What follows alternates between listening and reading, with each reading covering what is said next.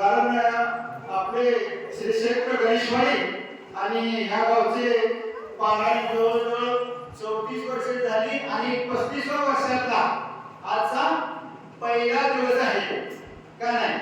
35व्या वर्षाचा पहिला दिवस आहे आणि पहिल्या दिवसाची सेवा करू आपली कीर्तन रूपी सेवा मत पामरसी काय कोरपण पायी जीवन पायी ह्या न्यायाप्रमाणे पहिलाच माझा कीर्तनाचा हा भोग आहे किंवा पहिलीच कीर्तन सेवा आहे. प्रवचन झाले कथा महाराजांनी मगाशी सांगितली प्रवचन झाले पण कीर्तनाचा हा पहिलाच योग आहे. त्यामुळं कसं राहतं जी लहान मुलाची आई असते लहान मुलाची आई असते मग ते मुलगा कसं असते पोळकर असते काय पोळ्या करतं पण त्या आईला जर सांगितलं की तुझ्या मुलाला जरा सांग ते भरपूर पोळ्या करते माझ्या मुलाला मारते त्याच्या वयसच पोळ्या करते पण त्या आईला खरं वाटतं का?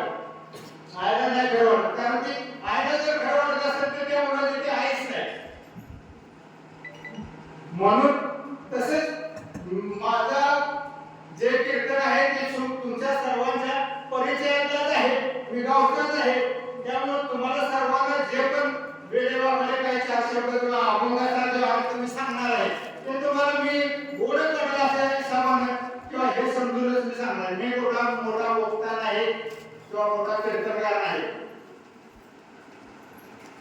आमचे परमश्री दत्ता महाराज शेवाळे आणि तसेच आमचे जीवलग मित्र केशव महाराज सावंत महाराज पण कंटुलीस परिचयात असणारे तानाजी अण्णा आमचे मुंबई बसणार कंपल्सरी बसणार जत्ते गावी बसणार असायचो तुकाराम महाराजांच्या मंदिरात आणि बाकीचे आहेत आमचे शंकर महाराज ताते आहेत आपले जोगदार आहेत अण्णा आहेत आमचे ज्येष्ठ बंधू काशीनाथ महाराज आणि विनेकरी दुकानदार आपले असे सर्वांचे मी ऋणी आहे आणि आपल्या कीर्तनाला आपण सुरुवात करत आहे.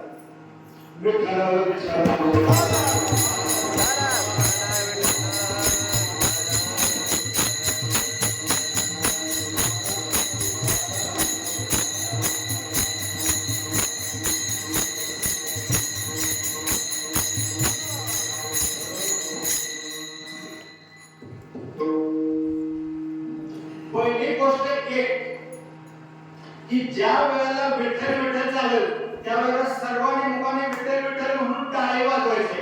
हा कीर्तनाचा नियम आहे. तुम्ही म्हणत असाल हा पहिल्यांदाच उभा राहिला कीर्तनाला आणि हा नियम कसा काय होतो? आम्ही जरी खाली बसलो तरी प्रत्येक संतांचं प्रत्येक महाराजाचं काम कीर्तन ह्यालाच म्हटलं जातं. तुम्ही आम्ही खेळी मेळी करता कीर्तन हे सर्वांनी करायचं आहे. कीर्तनाचे कलियुगी उदाहरण हरीच्या नामे कलियुगी काय हरीच्या नामेच उद्धार होणार आहे. नुसते एकट्याने म्हणून चालत नाही तुमचा सुद्धा त्याचा उद्धार झाला पाहिजे कारण नाम हा सर्वापेक्षा श्रेष्ठ नाम आहे. नामापेक्षा श्रेष्ठ काहीही नाही या जगामध्ये. कीर्तन चांगा होय अंग हरी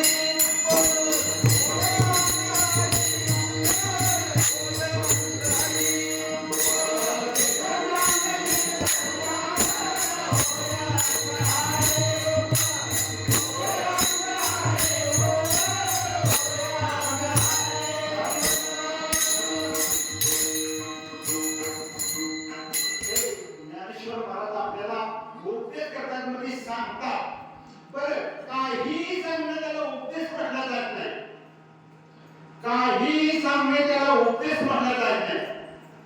आपले काय लोक असे सांगणार असतात काय लोक असे सांगणार असतात की त्या बाजूच्या घरात एवढं काय सांगणार की त्या संध्याकाळच्या घरात खिडकी तुटली पाहिजे. काय संध्याकाळच्या घरात खिडकी तुटली पाहिजे जाळ झाला पाहिजे. काय असं काय सांगतात त्याला काय उपदेश म्हटलं जात नाही किंवा सांगितलं म्हटलं जात नाही. सांगणं कसं असायला पाहिजे त्यामध्ये हित असायला पाहिजे. त्यांचे लोकांचं त्या सांगण्यामध्ये हित असलं पाहिजे. हिताविषयी सांगितलं पाहिजे. काही लोक सांगतात असे ते काशीचे ब्राह्मण काशीचे ब्राह्मण मोठे वक्ता होते, पंडित होते, वेदाचा परमार्थाचा शास्त्राचा अभ्यास मोठा होता. आणि ते काय करायचे, जगामध्ये सर्व गावोगावी जाणार होते आणि परमार्थ वेदशास्त्र ह्याच्यावर वाद घालणार आणि त्या वादामध्ये ती जिंकणार. त्या वादामध्ये वेदशास्त्राचा असो, परमार्थिक वाद असो आणि कुठलाही वाद घातला तर त्या वादामध्ये ते जिंकणार. असं ते भ्रमण करत करत काशीमध्ये आहे. काशीमध्ये आल्यानंतर त्यांनी काशीमध्ये असं आव्हान केलं की माझ्या संगतीला शास्त्रीय वाद घालणारा कोण असेल तर त्यांनी माझ्या समोर वाद घालण्यासाठी यायचं आहे. परमार्थाचे वाद असो, शास्त्राचे वाद असो, वेदशास्त्राचे विचार असं त्यांचं वाद चालू. मग त्यावेळेला काय ब्राह्मण लोक, पंडित होती, शास्त्री होती, ती काशीला जमलेली आणि ती जमल्यानंतर त्या झालं त्यांची काय चर्चा परमार्थातली झाली, वेदशास्त्रात झाली. त्या ह्याच्यामध्ये हा पंडित जिंकला आणि त्यांना पुन्हा तिथे एक दुसरा शास्त्री होता पंडित. ते म्हणे बाबा आपल्याला ह्यांना हरवलं, आता आपल्या इथे एक आहे शाला सांगायचे त्याच्या संघ वाद घाला, म्हणजे त्याचं जे जास्त प्रमाणात हे होतं ते कमी करायचे. मग त्याला म्हटले असं करा, तुम्ही साधं जिंकला, आमच्या संघ एक शास्त्र आहे त्याला त्यांच्या संघ तुम्ही परमार्थाचा असो वेदशास्त्राचा वाद घाला. ठीक आहे बाबा, काय आहे आम्हाला कुणाचं काय वाईट करायचं नाही. वाईट घालायचं म्हणजे त्याच्यात विचार सरणी दोघांचे एकमेकाला पडले पाहिजे, त्याची उत्तरं देणे हा वाद म्हणायचा. वाद मध्ये काय भांडण नको, नाही का, वाद मध्ये काय भांडण नको. आणि मग ते शास्त्री आले, मग त्यांचा असा दोघांमध्ये वाद चालला. वाद ते किती 8 तास त्यांचा सण वाद चालला, नॉन स्टॉप, न थांबता 8 तास त्यांचा दोघांचा वाद चालला. त्या वादामध्ये ते हारले. कोण? काशीचे पंडित. वादामध्ये हारल्यामुळं काय लोक कसे असतात माहिती का, कीर्तिवंत असते, त्यांना कधी हार पसंत नसते, हार कधी पसंत नसते. आपल्यात पण अशी काय लोक आपल्यामध्ये असतात, कायम त्यांना भरभराटीच होत जाते.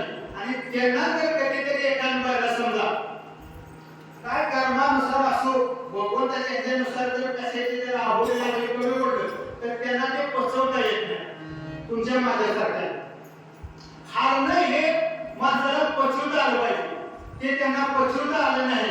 आणि त्यांना वाटलं एवढा मोठा मी शास्त्री पंडित सर्व जागा सर्वांना वादामध्ये हरवून आलो, नाही का, सर्व जागा वादामध्ये हरवून आलो आणि हित आलो. उद्या लोक काय नावं ठेवतील, आपली अपकीर्ती झाली. काय झालं? अपकीर्ती. म्हणून जी ही निष्ठावंत लोक आहेत ती अपकीर्तीला त्यांना ते सर करता येत नाही. मग त्यांनी काय केलं, मला हे लोकांचं नाव ओळखून घ्यायचंच नाही, एवढे दिवस मी कधीच हारलो नाही आणि आता ह्याच्या संघ हारलो. ते बोलले काय नाही, उद्या लोक काय म्हणतील ते आपल्याला बघायचं नाही. उद्या सकाळी काशीमध्ये देहांत प्राचित्य द्या. काय करायचं? देहांत प्राचित्य द्या. त्यांनी त्याच्यावर बघितलं तोडगा जरा काय नव्हतं का त्याप्रमाणे. आणि ही वार्ता त्या पंडिताला कळलं. कुणाला? जो हारला होता, जो जिंकला होता, त्याला कळल्यानंतर त्याला वाटलं की आपल्या ह्याच्यामुळं तो माणूस देहांत प्राचित्य देतो. काय करतोय? देहांत प्राचित्य देतोय. म्हणजे आपण तिथं जर गेलो नसतो तर तो हारला नसता, आणि तो हारला नसता तर त्याने देहांत प्राचित्य घेतला नसता. म्हणून काय म्हटलं माहितीये का, मेन आपली चुकी झाली. काय झालं? माझी चुकी झाली. आजपासून एकही शब्द बोलायचा नाही. कारण हे कशामुळे होते? जिभेमुळे बोलते. की आपल्या तोंडमध्ये जीभ बोलते, जीभ नसलं तर माणसाला बोलता येत नाही, बोलता येत. जीभ असून पण ती काय मुख्य त्यांना बोलता येत नाही, पण जिभेमुळे सर्व मला ही जीभ अजिबात बोलायचं नाही. बोलायचं नाही म्हटलं तर काय जीभ बसणार आहे काही काही माणसं बोल झाले असतात नाही का बोल कारण काय आहे मग काय म्हणतात जेवताना बोलायचं नाही कायचा नेम असतो तर जेवताना बोलायचं नसलं तरी सुद्धा जीभ राहते जीभ राहत नाही जेवता जेवता बोलायचं नाही आलं गुलाबजाम आला झिरी आला लाडू आला पुन्हा अरे गुलाबजाम म्हणजे त्याला बोलायचं नसतं तरी पण परदेशी गुलाबजाम म्हणून मला बोलायचं नाही जीव काय ऐकणार मग आता काय करायचं त्या जिभेच्या आकाराचं तिने लाकूड घेतलं काय घेतलं लाकूड आणि त्या जिभेवर ठेवून खेळा मारला त्या जिभेला खेळा मारला आता ती जीभ पुन्हा आत पण जायत नाही खाया पण काय येणार कारण ते पंडित होते शास्त्री होते त्यांची एवढी भक्ती होती त्यामुळे ते बिना खाता काही दिवस त्यांनी जीवन जगलं आणि पुन्हा जो ध्यान प्राचित्य घेणार होता त्याला सुद्धा कळलं की आपल्यामुळे त्या माणसाने जिभेला खेळा मारून बोलणंच बंद केलं खाया प्यायचं बंद झालं मग तो माणूस आला त्यांना शरणागती दिली काही दिवस तो सुद्धा त्या ब्रह्मलीन झाला दोघात तात्पर्य काय ह्याच्यामध्ये की बोलणे बोलूच नाही ज्ञानेश्वर माऊली म्हणतात काय पहिले तर बोलूच नाही बोल बोले आबोले तुकाराम महाराजांनी काय सांगितले बोलावा विठ्ठल पहावा विठ्ठल अजून एक प्रमाण आहे म्हणून बोलूच नाही आणि हा जे ध्येय कशासाठी मिळाला आपल्याला देवे तिला ध्येय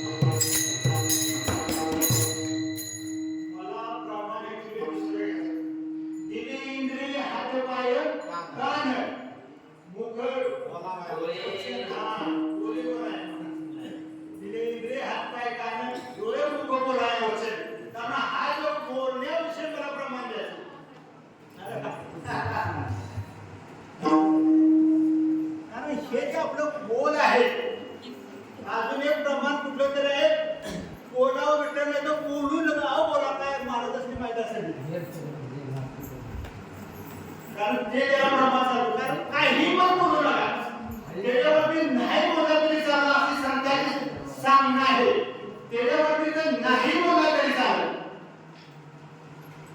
काही पण बोलू नका किंवा कुणाच्या काही बोलू वाद लावू नका त्याने खरंच प्रभुत्व असतो का आलं का म्हणून संतांनी जे काय सांगितले जीभ आहे ती टाळ्यात ठेवा का नाही जीभेमुळे सर्व होतं जीभ टाळ्यात नसले पाहिजे काही कोणाला म्हणून सांगायचं बोलायचं आहे ते हिताविषयीच बोलायचं हिताविषयी बोला पण संतांचं सर्व मागणी आहे ही झालं पाहिजे जगाच्या प्रकारांना संतांची विभूती देव कष्टाने बरोबर का नाही संतांनी जगाचा हित साधलं तुम्ही आम्ही सांगू सुद्धा नाही सांगू शकत कारण त्यांनी पुण्याचा संचय केलेला आहे माग बहुत जन्मी मागे बहुत जन्मी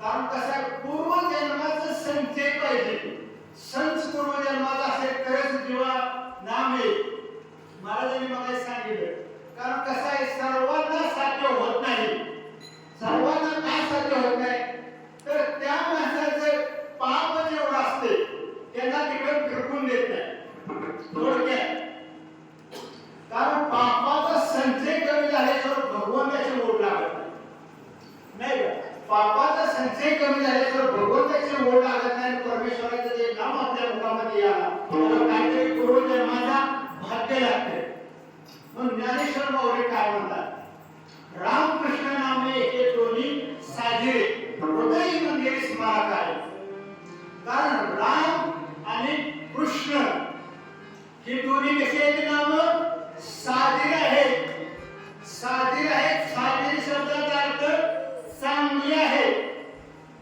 उत्तम आहे आणि घ्यायला सुद्धा सोपे आहे नाही का घ्यायला सुद्धा सोपे आहे आणि राम कृष्ण हे पूर्ण अवतार आहे इतर अवतार करता रामकृष्ण अवतार हे पूर्ण अवतार असल्यामुळे ज्ञानेश्वर माऊली म्हणतात रामकृष्ण नामे हे दोन्ही साजिरे हृदय मंदिर स्मारक आहे ज्ञानेश्वर माऊली जर बघितलं अष्टांग योग स्थापन करणारे माऊली गुरु परंपरेचे नाही का ज्ञानेश्वर माऊली गुरु परंपरा आदिनाथ गुरु सकळ सिद्धांचा मच्छिंद्रयाचा मुख्य शिष्य मच्छिंद्राने बोलला गोरक्षाचे गेला गोरक्ष बोलला घैनी प्रसाद निवृत्ती दातार ज्ञान देवा सार गुरु परंपरा आहे माऊलीची माऊलीने अष्टांग योग साधना समाधीपर्यंत गेले ती योग साधना आहे काय आहे योग साधना आहे योग साधना तुम्हाला मला शक्य आहे का शक्य नाही आपल्याला कीर्तन मध्ये जर 2 तास बसायचं असेल तर आपल्याला कोण बसता येत नाही का बसू शकतो आणि त्यात जर एखादा कीर्तनकार जर थोडा लेटच झाला नाही का अकराच्या पुढे 10 मिनिटं जर वाढवले तर टाळा करायची असं वाटतं की त्याला धोंडा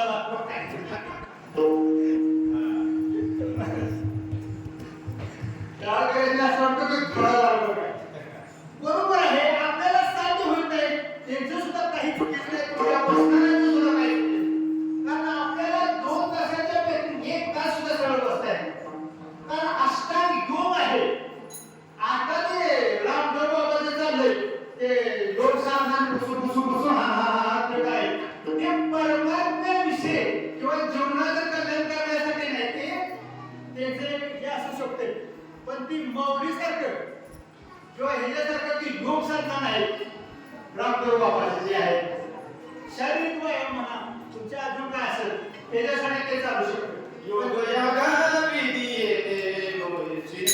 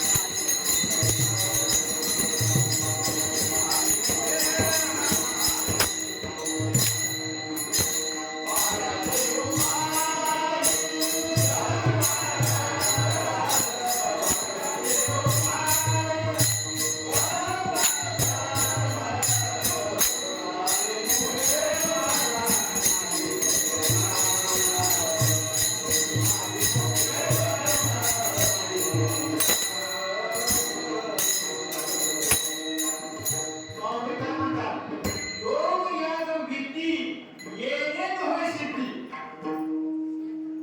योगाचा न वाटा जे गेले का सुबटा तया पुढचं सांगायचं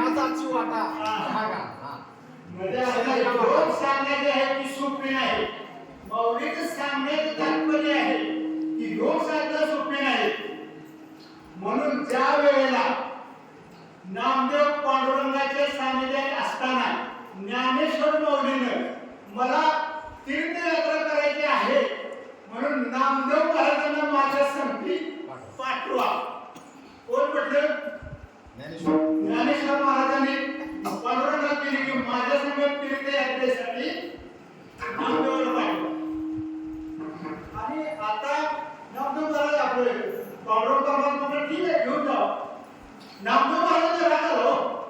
तुम्ही असं कसं म्हणायचं असं मी पहिले तुम्हाला सांगितले तुम्हाला सोडून मी कुठेही जाणार नाही आणि तुम्ही म्हणताय जावं त्या संग तीर्थयात्रेला पांडुरंग म्हणले बाबा तुम्हाला जे पण आहे मागणी करणार कोण आलाय मागणी करणार कोण आहे त्याच्यावर ते जे साहित्य द्यायचं किंवा नाही द्यायचं जो मागणी करायला कोण आहे त्याच्यावर अवलंबून राहतं कारण कसं आहे आपला तर शेतकऱ्याच्या जर ह्याच्यात बघितलं तर समजा एखादी नांगरी नेली काय वावर नांगरले पुन्हा मोडून आणून दिली तर पुढच्या टायमाला त्याला पुन्हा नांगरी देऊ का नाही देणार तसं पांडुरंग परमात्मा काय म्हणजे साक्षात मागायला ज्ञानेश्वर महाराज आला तर तुम्ही नाही कसं म्हणू शकतो जावं झालं आणि ज्ञानेश्वर आणि मी काय समज मी नामा पाहे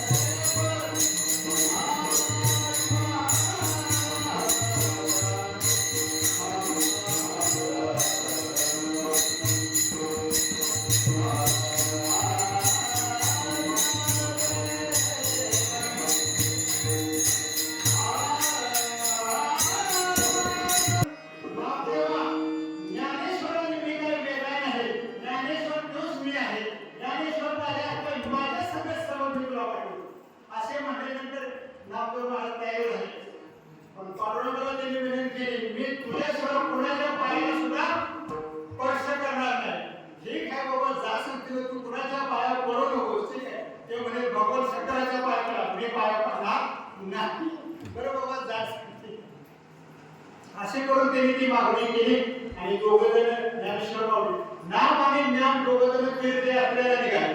कुठं? तीर्थयात्रा केली. जगात अख्ख्या ब्रह्मपुरीत तीर्थयात्रा करत करत करत एकाला आले आणि तिथं आल्यानंतर असा उन्हा जर जातात उंटे पडले लोकांच्या आयुष्यात जाते. अशा प्रकारे उन्हा बघतो भर दुपारी उन्हामध्ये ताण लागली, पाण्याचा कुठला सुद्धा नाही आणि झालं काय एक वेळ होती मोठी असेल पण तिथे एकदम तळाला थोडस पाणी होतं, थोडस तळाला पाणी होतं. ते माऊली पाणी होतं तळाला आहे. माऊली होते वियोग साधण्याने मी जाऊन पाणी पिऊन येतो. आता तुम्ही बसा भजन करीत ज्ञानेश्वर माऊलीने त्या योग साधनेद्वारे पाणी पिऊन त्यांना म्हणजे ह्यांना सुद्धा जरा घेऊन जाऊया. कुणाला? नामदेवांना आले पाणी पिऊन कोणाने म्हणे प्याचं पाणी तुम्हाला तरी कोण नाकायचं प्या पाणी.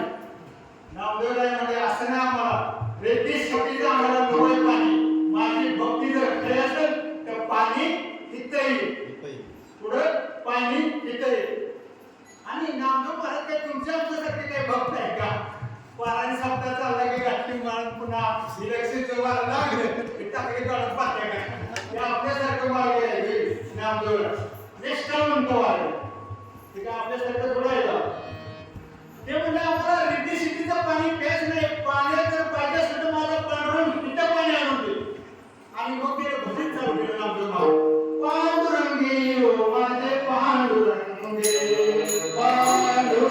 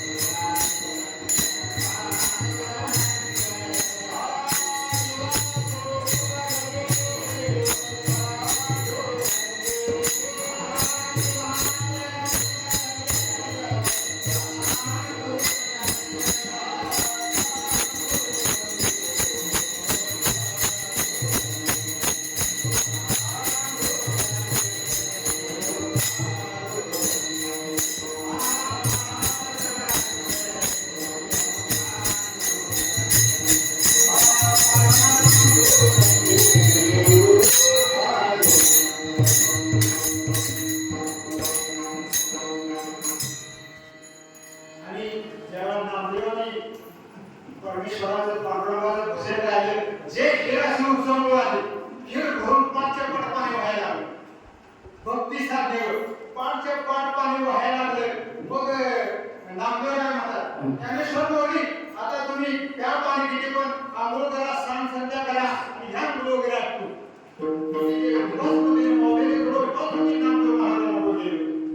आणि ज्या वेळेला जसे पाण्याचा पाठ पिढ्याशी उचलला आणि पाण्याचा पाठ केल्याचे त्याला पाणी गेले.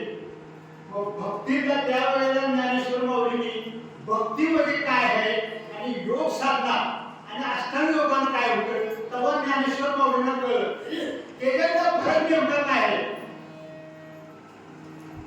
माकडीला पण पिल्लं होतात आणि मांजरीला पण पिल्लं होतात नाही. भक्तीचा फरक सांगितला. माकडीला पण माकड मांजरीचे आपण म्हणतो त्यांना पिल्ले होतात आणि मांजरीला पण पिल्ले होतात. पण माकडाची जी पिल्ली मांजरीची आहे त्या पिल्ल्याला उपाडल्यानंतर त्याला आईला पकडावं लागतं. आई त्याला काही पकडत नाही बरोबर आहे.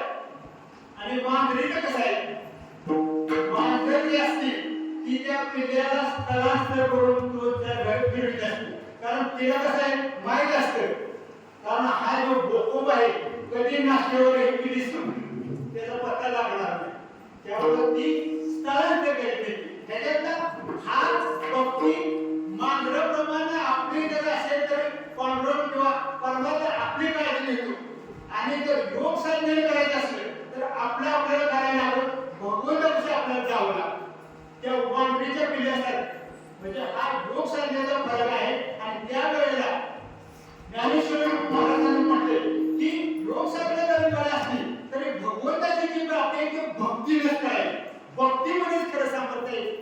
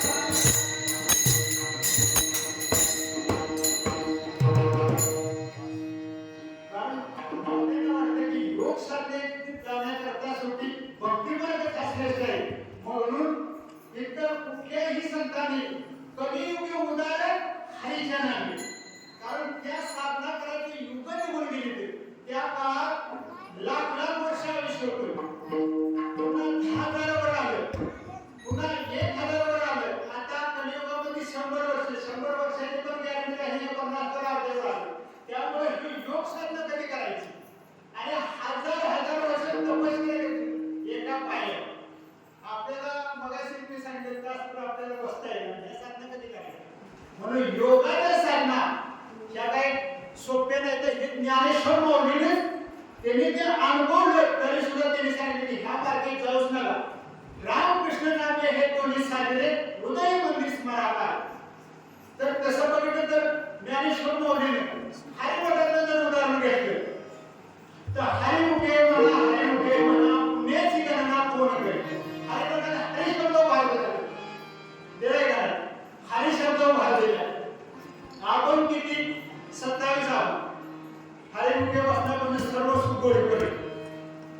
मग त्या 27 अभंगामध्ये हरी हा शब्द सर्व जर उच्चारून बघितला तर 108 वेळा हरी हा शब्द येतो. महाराजांना कारण कसं आहे 108 वेळा आहे. पण बारकाईने आपण हरिपदच म्हणत नाही. हरिपद म्हणत नाही त्यातलं जाणून घेत नाही. आणि हरिपदात एक वार शिरलं तर बाहेर निघता येतं तो पुन्हा पुढे गेलेला परत मागे असणार काय करते सर्वांना सूट आहे. त्याला आपण सांगायची गरज नाही. तर ही साधना आपल्याला साधणार आहे. म्हणून या भक्तिमार्गात जावं. मौलिक सांगितलं भक्तिमार्ग. इतर देवांची नावं सुद्धा तितकीच चांगली आहे. असं नाही की रामकृष्ण नामे हे तुम्ही सांगितले. विठ्ठल कुणाला, महादेव कुणाला, गणपती बाप्पा, दत्तात्रय सर्व त्यांनाच सोडले ना. रामकृष्ण नामामध्ये सर्व महाविष्णूचा अवतार सदा माझा ज्ञानेश्वर नाही तिथेच बोलले. म्हणून रामकृष्ण नामे हे तुम्ही सांगितले हृदय मंदिर स्मराकार. आता हृदय मंदिर सांगितले.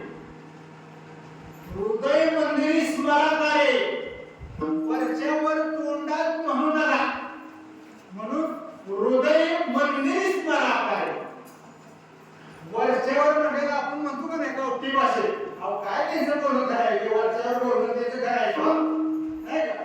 आपल्या कवटी भाषेत वरच्यावर बोलणं त्यांचं काय खरं बोलणं. ते वरच्यावर आपल्याला रामकृष्ण हरी नाही पाहिजे. कुठं वरच्यावर बघाय हृदय मंदिर स्मराकारे. हृदयामध्ये असलेलं नाव अंतकाळाचे नाही का.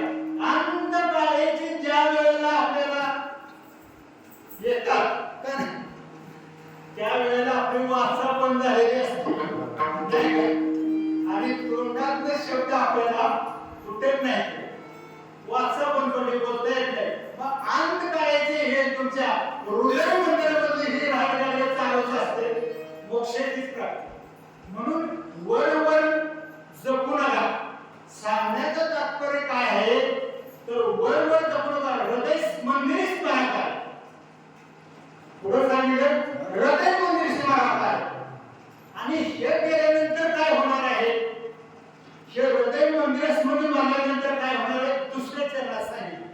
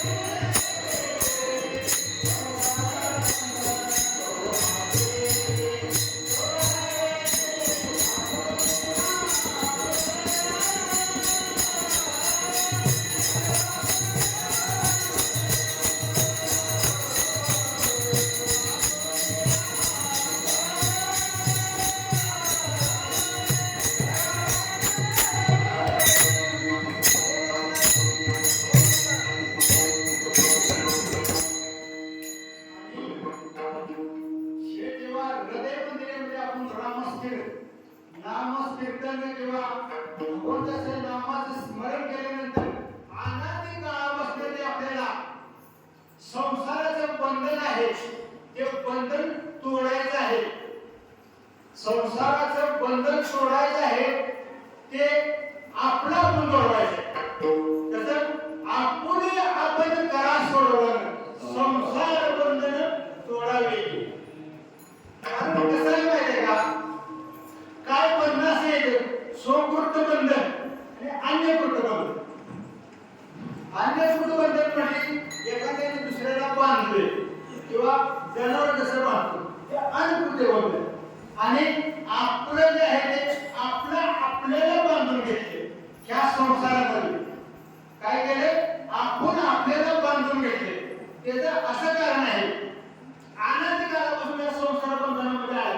संसार काय समज आहे का, संसार दुःखमय चौपड इंग विश्रांती नाही कुठे चौपड. अशा प्रकारचं संसाराचं एवढं दुःख आहे, एवढं दुःख काय उभं बालकाशी नाव नाही त्यापाशी ठेवली नावाशी होते. सरकारचं त्या शरीराला नाव सुद्धा नाही. किती यातना आहे माणसाचा जन्म झाल्यापासून मरेपर्यंत यातना आहे की नाही. सुखाचा लेस सुद्धा कुठं नाही. पण माणूस त्याच्यामध्ये गुरफाटला जातो, त्याच्यामध्ये माणूस गुरफाटला जातो. मग ह्या बंधनातून तोडायचं म्हटलं आपण आपल्याला सोडून घेतलं पाहिजे. आपण सोडून करून घेतो. संसारात किती गुंतावं. पक्षी अंगली उतरती ते का गुंतुल्या राहती. पक्षी अंगणात उतरते चारा पाणी हे पण आपण घरी खाऊ देतो जाते. ती काही तिथं घर करून बसत नाही. पण आपण म्हणतो माझ्याकडे काय मीच केलं पकडायला नाही का, मीच केलं, मी आहे म्हणून तुम्हाला मिळते. काय मी आहे म्हणून तुम्हाला मिळते. अरे तू जाऊन तरी बघ. असे अनेक नाही असे अनेक करून काय उलट पाठ झाले ते चालायचं तसं चालतंय. राजा गेला म्हणून काही राजवृत्ती तर काय बोलतोय का, बोलत नाही. तो पण त्याला अंतर दिली मी आहे म्हणून चालतंय. काय चालतंय तुझं असे अनेक गेले. तुझं काय घेऊन बसलाय उद्या माणसं सांगते तुझं काय आहे कसं नवला. त्याच्यात एक थोडासा पुस्तक सांगतो. काय आहे माहिती का, माणसाला काय पाहिजे परमार्थ म्हणजे नेमकं काय. परमार्थ म्हणजे काय, माणसानं माणसासारखं वागा. ह्याच्या व्यतिरिक्त काय भगवंताची भक्ती देवी तिला ध्येय बघणं कोणतं तर आहेच. भगवंताने जे आपल्याला माणसाचं शरीर दिले ते कशासाठी, देवाची प्राप्तीच करायसाठी दिले आहे. आणि कुठल्याही पशु पक्ष्यामध्ये जनावरांमध्ये नाही. काय नाहीच ना.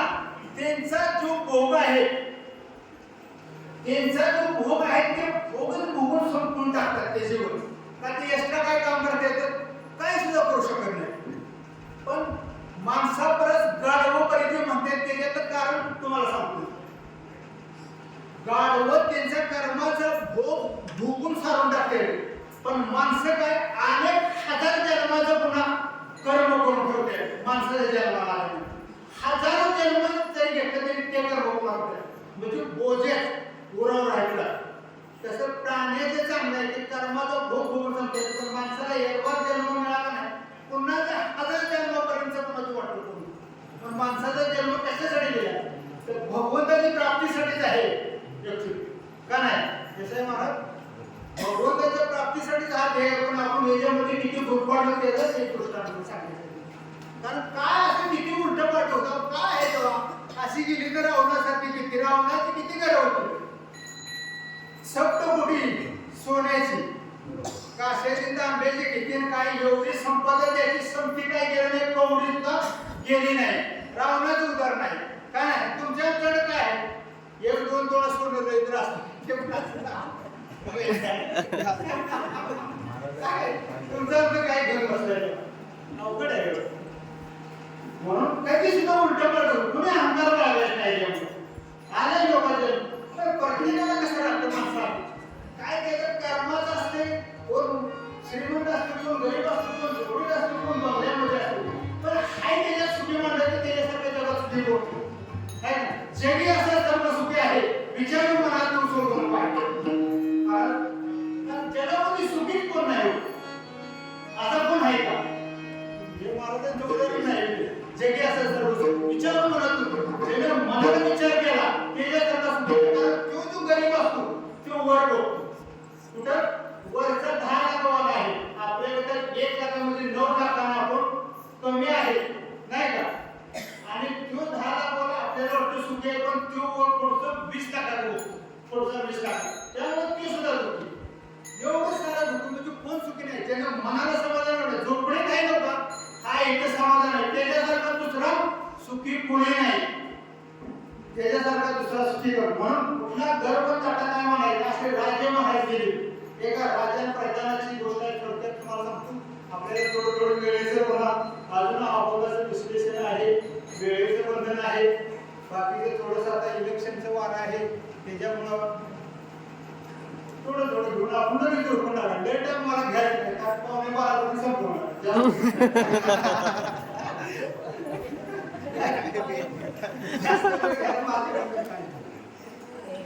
राजा होतंय आणि राजा दरबारामध्ये प्रधान होते आणि त्या राज दरबारामध्ये शास्त्री जे होते, पंडित होते. आणि दरबारामध्ये पण विचारणा चालू असतात. एकामेकाविषयी काय नाही काय असते, त्याला असं असं राजवाड्यात चालू होतं. ते शास्त्री जे होते पंडितचं राजवाड्यात काय काम होतं, ते दसऱ्यात यायचं, पूजन करायचं. ओम स्वाहा ओम स्वाहा ओम स्वाहा प्राणाय उदाय समानाय महा असं म्हणून पूजन करायचं. सीता वगैरे त्यांना चालू आहे. शेतीवाले दिले भेगाजवाड्यात काय. पण असं झालं तुमच्या माझ्यासारख्याला ते नाही ना बाबा. तुमच्या माझ्या काय बसून खाती मला एवढं मिळते, तिथं आमचा एखाद्या सेकंदात तर तरी सगळे मला कशाला बघणार आहे. राजांना त्याने काय केलं माहिती, प्रधानाने त्या राजवाड्याची उच्चारणी करणारी होती. त्याने सांगितलं तुम्ही असं करा, त्या शास्त्रीच्या पंडिताला काहीतरी 2 प्रश्न विचारा. 2 प्रश्न विचारा, त्याचे जर उत्तर त्याला घडवलं आणि मिळालं तर त्याला घडवलं हाकलून द्या. त्याला हाकलून द्यायला जाऊ दे. पण आयतं घर मिळालं, शिदा येतो रोजचा 5 किलो, शेतीवाडी केल्या, मजे नाही झालं काय. ह्याने उच्चारणी केल्याबरोबर राजाला पण वाटलं की हो खरंच आहे, काय काम घ्यायला दसऱ्याला तेवढं एवढं येथून पूजन केलं झालं नाही एवढं का. मग ह्यांना काय केलं, त्या बाकीच्या उच्चारणी करणाऱ्या 2 प्रश्न दिले. देव काय खातो, देव काय खातो आणि देव काय करतो, या 2 प्रश्नाचे प्रश्न त्याला विचारायचे. त्याचं उत्तर काय ते बघा. ते जर त्याला उत्तर आलं तर ठेव, तर द्या म्हणून राजवाड्यात. राजाला वाटलं बरोबर आहे, काय असंच खाते बसून काय काम करणार, बघूया त्याला करून. बोलू पंडितला बोलवलं. पंडितजी आले, महाराजांना सलाम केला. राजे महाराजांना काय होईल, अरे काय चाललंय सध्या, काम काय तुझ्या पद्धतीचा आनंद येणार. अरे होत आहे तर आनंदच आहे, पण तू एक आम्हाला 2 प्रश्नांची उत्तर द्यायला पाहिजे. सांगा की महाराज काय आहे. नाही, देव काय करतो आणि देव काय खातो. शास्त्रीजी पंडित स्वामी हा त्याचं काय आहे, देव काय रामायणामध्ये काय कळतो खाली नाही का. रामायणाचा शेत काढल्यानंतर मुळे खाण्याला काय अमुक अमुक गोरं काय खाली. कृष्णावतारामध्ये काय खाल्लं, कृष्णावतारात दही दूध तूप लोणी म्हणा ताक जे पण काय असेल ते वाढलं. पांडुरंगानं काय खाल्लं, पांडुरंगानं पोळ्यांचा नैवेद्य, पुरणपोळीचा नैवेद्य, अशा प्रकारे. गणपती बाप्पानं काय खाल्ले, मोदक खाल्ले. अशी यादी केली सर्व. अरे म्हणा हे तू शास्त्रीच आहे, पंडित आहे, आणि हे तू उत्तर असं सामान्य बसत हे काय बरोबर. शास्त्रीने जरा अभ्यास करून जरा उत्तर दे, अभ्यास करून उत्तर दे. हे तुझं उत्तर काय बरोबर नाही. हे काय आम्हाला पण माहिती आहे, देव काय खातो, पांडुरंग काय खातो, गणपती बाप्पा काय, भोलेनाथ काय खातात. त्या पंडितीनं छान खांदू चालू, त्याच्यामध्ये काय खाल्लं, त्याच्यामध्ये काय खाल्लं, त्या युगामध्ये काय खाल्लं, काय बोलतोय ते सापडलं. देव काय करतो, देव काय करतो, देव काय करतो आणि देव काय खातो. खातो ह्या प्रश्न तर आहे आपला, हे काय काय खातो देव, आता करतोय देव काय काय. त्याला काय उत्तर सापडलं. 8 दिवसाचा मुदत तिला लागलाय. राजाने 8 दिवसाचा मुदत दिल्यानंतर 8व्या दिवशी त्याच्या अभ्यास करायसाठी त्याला काय दिलं. 7व्या 8व्या दिवशी येऊन ती मला प्रश्नाची उत्तर तुझ्याकडून अपेक्षित आहे ती जर नाही तर घर खाली 4-5 दिवस निघून गेले. शास्त्रीजीला काय उत्तर सापडलं. बापीचे घर चालले काय केले. 11 पुराण वाचून काय देव काय करतो हे काय समजेना. देव काय करतो हे सांगितलं ह्यांना काय पटलं. झालं 7वा दिवस उजाडला. आता काय करायचं. आता काय प्रश्न नाही. आपल्याला आता हे घर खाली केलं पाहिजे. तेव्हा आपल्याला म्हणा चला आपण घ्या उठका आता आपल्याला निघायचं पाहिजे. आता काय पर्याय राहिलेला नाही. आज 7वा दिवस आहे. आपल्याला काय उत्तर नाही सापडलं. त्याच्या तोंडामध्ये तिच्या हाताखाली काय त्यांचे सेवक होते. सेवक कळलं की ह्याला काय भांडवल गोष्टी आहे गोष्ट विचार करतो हिला काय सापडलेलं नाही. म्हणजे महाराज काय असेल 7-8 दिवस एकदम गप आहे काय मला तरी सांगा. मी त्याचं काहीतरी उत्तर देऊ शकतो तुम्हाला. आहे का मोठ काय मला ते काय सापडणार तुला काय सापडणार. त्या सेवकाला थोडी अहो महाराज तुम्हाला जर आता काय सापडणार नाही तर नक्कीच झाले. तुम्ही आता घर खाली करायच्या मापातच आहे. पण प्रयत्न करून बघा नाही. माझं डोकं करून माझं डोकं चालू जरा प्रयत्न हा काय तुला सांगतो ना तुला काय करणार. मी एवढा सायन्टिफिक पंडित असून मला काय भावना तुला काय भावना एवढा बाळव सुद्धा काय वेळेला माणसाला श्लोक सांगतो. त्याचा सेवक काय म्हणला बाळव सुद्धा माणसाला काय सांगतो. अशा प्रकारचं उत्तर दिल्यानंतर आता असं पण घर खाली करायचं. बघा सेवक काय म्हणतो. तुम्ही असं करा उद्या सकाळी अगदी कांजीचे वगैरे कपडे घालून पुढे काय करता एकदम उपकरण टाकून द्यायचं. ताटमध्ये जायचं राहता. कसं जायचं ताटावर जायचं राहू मान खाली घालून असं नाही जायचं. ताट मान असं जायचं राजा मी तुमचं काय ते बघतो.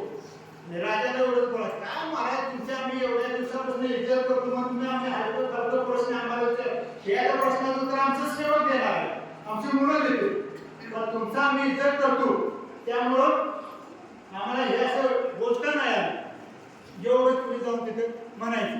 कुणी सांगितलं सेवकने सांगितलं एवढं तुम्ही तिथे म्हणून त्या 7व्या दिवशी दरबारमध्ये गेले.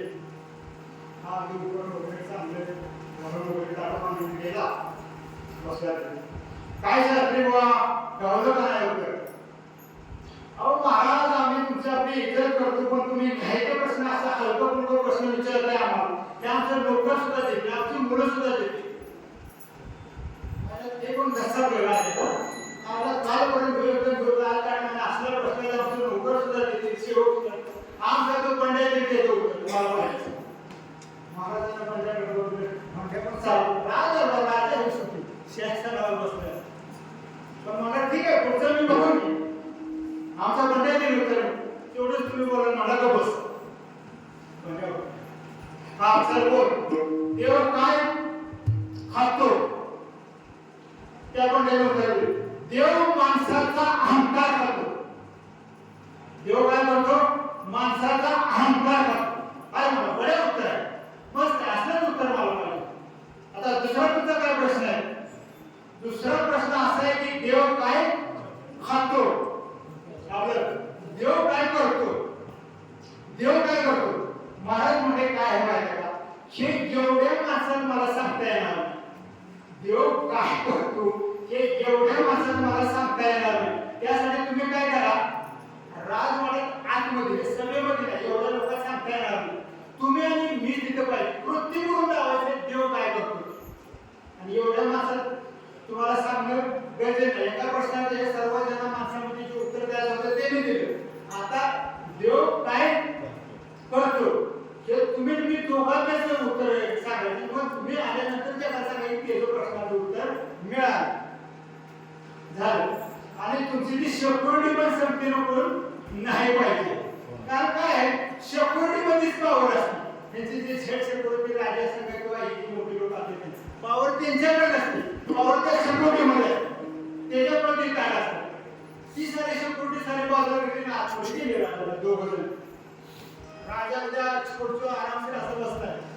तो बंड्याच्या शास्त्रीचा सेवक असं समोर बोल म्हणा कुठल्या प्रश्नाचं उत्तर पाहिजे. देव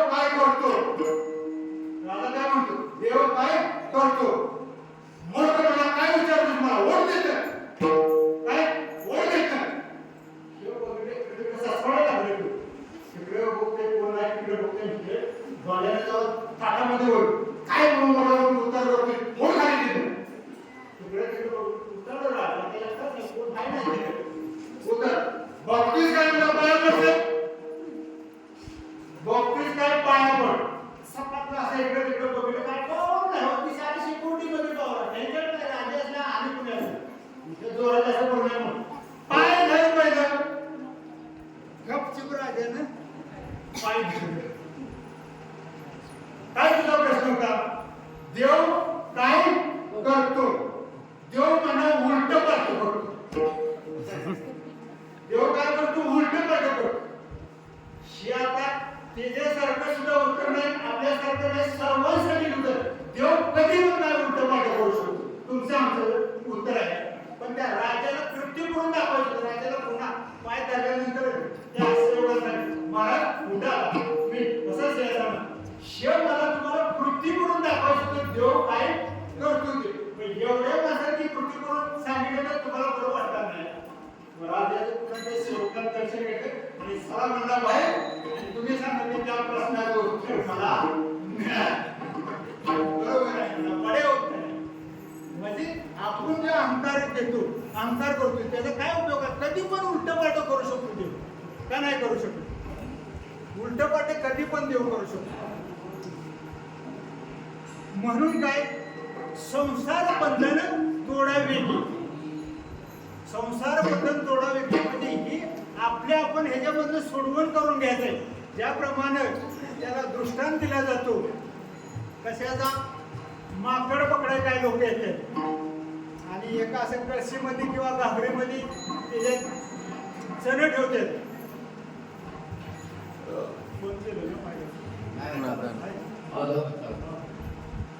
आणि त्या मोठ्यामध्ये त्या घागरीमध्ये चण ठेवतात आणि चण ठेवल्यामध्ये ते माकड त्याला हात घालतं मूठ भरून घेतं आणि मूठ भरले म्हणजे त्याचा हात निघत नाही तसेच मूठ राहते तशा प्रकारे हे संसार बंधन आहे संसारामध्ये आपण गुरपडलेलो आहे आपणच त्याला धरले संसाराने कुठं आपल्याला धरले आपणच सोडायला मागत नाही ना संसार आपणच सोडायला मागत नाही त्या पोपटाचा सुद्धा एक आहे पोपट पकडणारी काही शिकारी येतात ती एका झाडाला नळी बांधली दोरी बांधतात त्याच्यामध्ये नळी टाकतात आणि पोपट बसल्या की ती नळी फिरती पोपट पुन्हा काय करतो उलटा होतो आणि त्याला वरचा आकाश दिसतो तो म्हणतो बाबा केवढी तरी मोठी ते सोडलं तर आपण पडणार आहे सोडलं तर आपण ह्याच्यामध्ये पडणार आहे तेव्हा तो पाय सोडत नाही त्याने पाय जर त्याला नळीचं सोडलं तर उडून जाऊ शकतो तो पोपट पण तो पोपट सुद्धा उडून जाऊ शकत नाही कारण तो अडकलेला असतो मग तो शिकारी भले 2 दिवसांनी 1 दिवसाने आला का नाही तरी तो पोपट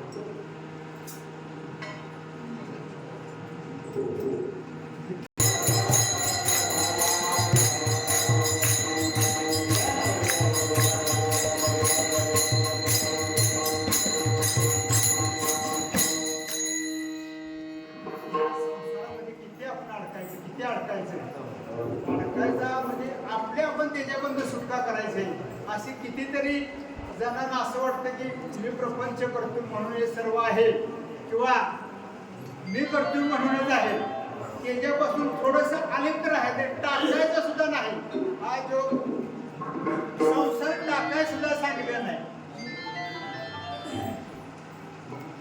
संसारापासून थोडंसं आपण अलिप्त होऊन भगवंताची प्राप्ती करायची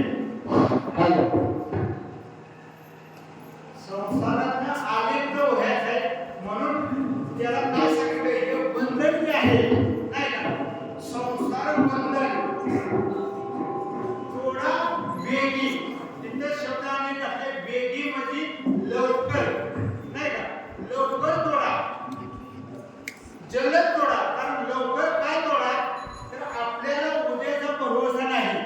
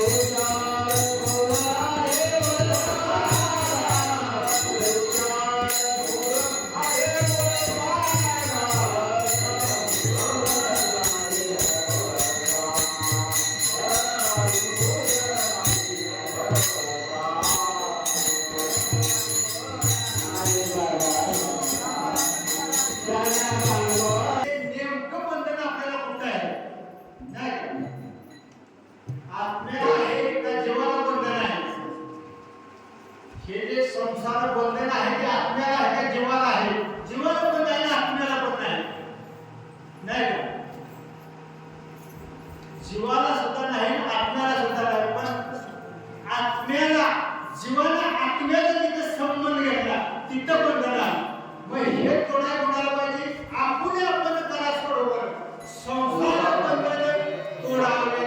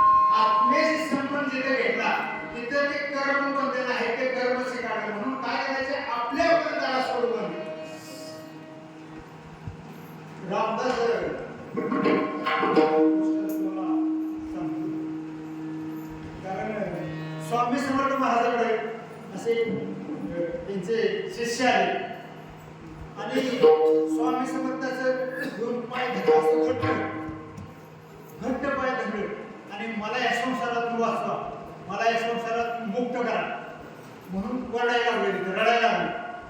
स्वामी समर्थ म्हणजे काय झालं, काय नेमकं काय झालं? नाही, मी तुमचं पाय सोडणार नाही, मला या संसारातनं सोडवा, संसारातनं सोडवा मला.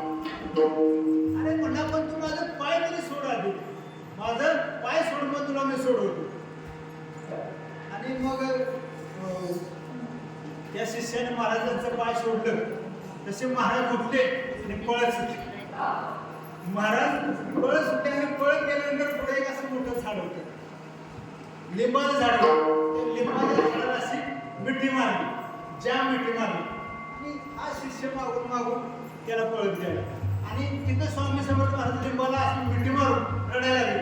अरे बरं झालं तू आलास, बरं झालं तू आलास, मला ह्याच्यातून सोडू, झाडाने मला पकडले, झाडाने मला पकडले, मला ह्याच्यातून सोडू.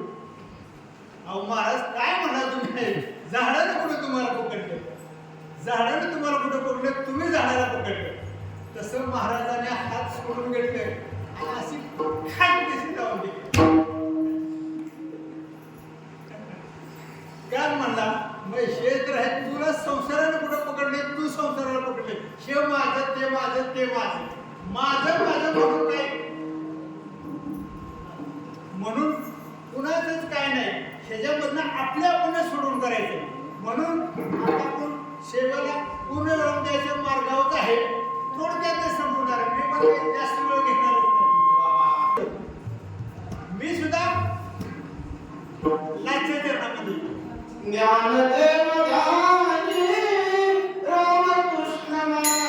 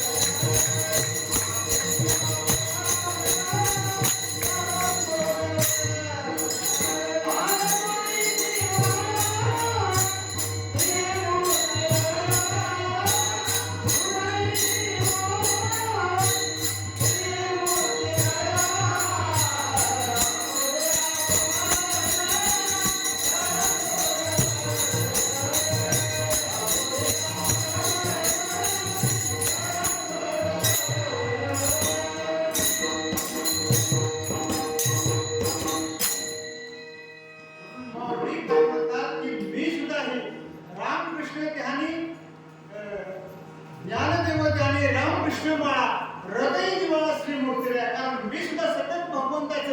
परमेश्वराचं कृष्ण भगवान आणि रामाचं सतत चिंतन करून त्याच्यामुळेच मी या मुक्तीचा मार्ग किंवा लास्ट मार्गाला अष्टांग दिवसात आहे त्या भक्ती मार्गातून केले म्हणून श्रेष्ठ भक्ती मार्गाच आहे. त्या अभंगाचं शेवटचं चरण अशा प्रकारे काय म्हणताय.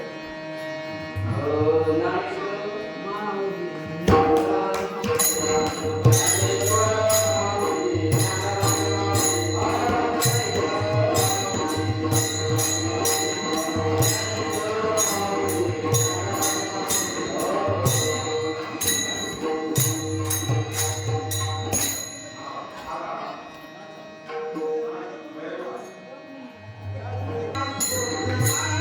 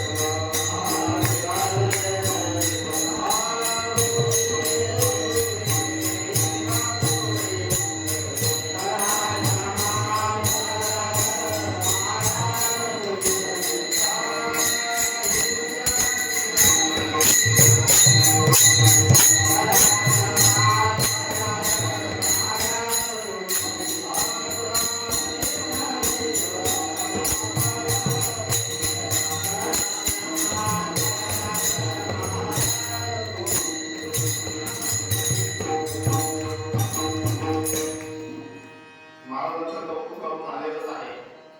आता नित्यनेमाप्रमाणे 35व्या वर्षाची खऱ्या अर्थाने सुरुवात आहे. नामाचं पात्र महाराजांनी टाकलं. आता त्या नामाच्या पात्रावरती उद्यापासून अनेक प्रकारचे उत्तमोत्तम असे पदार्थ तुम्हाला खायला भेटतील. फक्त तुम्ही हजर राहणं तुमचं कर्तव्य आहे. मग सर्वांनी वेळेत हजर राहायचं, वेळेत कीर्तन चालू होईल, वेळेत संपवलं जाईल. उद्या ठरल्याप्रमाणे पहाटे 4 ते 6 5 ते 6 4 ते 6